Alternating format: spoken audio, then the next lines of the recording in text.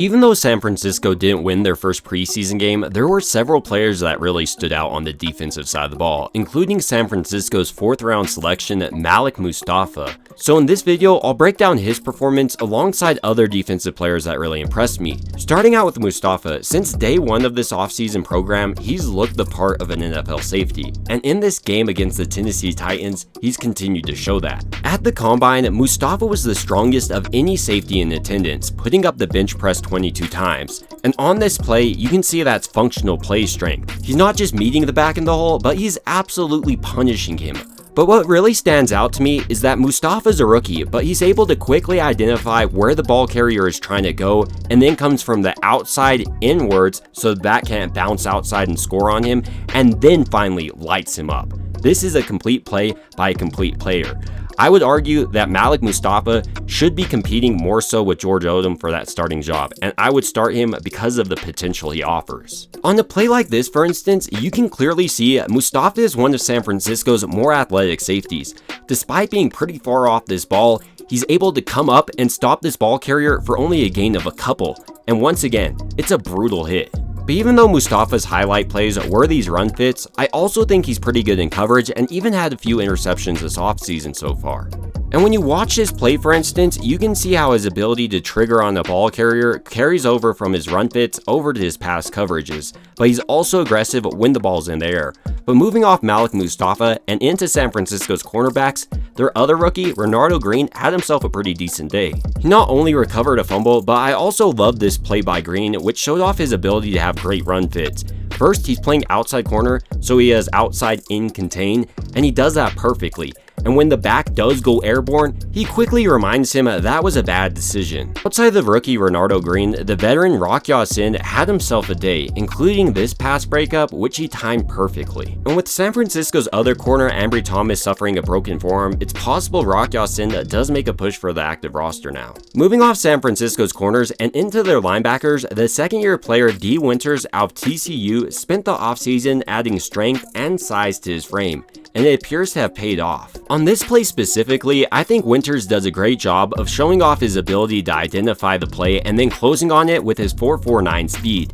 Here, you can see Winters is on the complete opposite side of this play, but he can see Will Levis rolling out of the pocket and the open hole in the defense forming. So he goes right there and lights him up. Really, when you're looking at this play, it's hard not to make a push for D. Winters to start over a guy like Devondre Campbell. Winters just offers so much speed for San Francisco, it's hard to resist.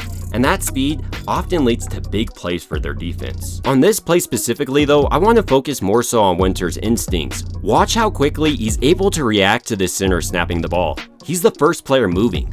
And then he showed off his strength by fighting through this offensive lineman and bringing down this back. If Winters is able to keep up this level of production throughout the remainder of preseason, I think it's going to be really hard for Nick Sorensen not to start him. Outside of Winters, the rookie linebacker selected in the 7th round out of Florida State, Tatum Bell, had himself a day. On this play specifically, I like how Tatum Bell does a good job of not engaging with this center. First, he uses his momentum to kind of judo throw him to the side before finally meeting this back in the open space and bringing him down. In a similar way on this play, Bethune engages with the offensive lineman, but unlike a lot of rookies who would have been driven back in this scenario, Bethune throws off this lineman. And then once again, he makes a solid tackle in open space.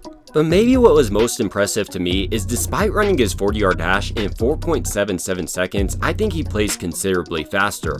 On this play, for instance, he takes his read step, and as soon as he sees that gap forming, he shoots it. It's not a designed blitz, but he's able to absolutely blow up this play. And when Bethune wasn't the first player there, I think he showed off great hustle, often being the second or third. Moving into San Francisco's defensive line, specifically their defensive tackle, Kalia Davis, who actually used to play linebacker, looked extremely explosive in this game.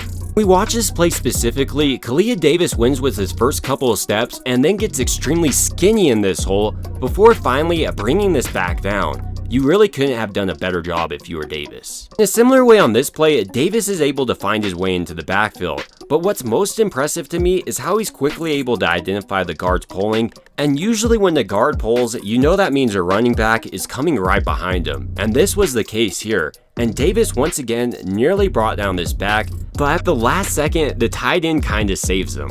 Outside of his run stuffs, Kalia Davis really excelled in his pass rush moves. On this play specifically, he does a good job of challenging this guard interior before coming back to the outside with a swim move. But this entire time, he's keeping his eyes on the quarterback, and then once he sees him step up in the pocket, he comes back with a counter spin move before finally bringing him down for the sack. Moving into San Francisco's defensive end, Jonathan Garvin from the UFL also had himself a pretty good day on the defensive line, specifically in his run fits. Throughout the day, I was really impressed with his hustle. Like here, he's coming from the opposite side but still brings this back down. And in a similar way on this play, he's coming from the opposite side and then meets the back and stonewalls him. But when they did run at him, he did an excellent job of beating his man and setting the edge. On this play, for instance, you can see how he uses this tackle's momentum to fly right by him and then bring down this back. Alex Barrett also had himself a nice day with a pass deflection and a couple of run stuffs. But ultimately, these are just a few players who really stood out to me on San Francisco's defensive side of the ball, and I want to hear who stood out to you. It would also mean a ton to me if you could like and subscribe, and as always, I hope you guys have a great rest of your day.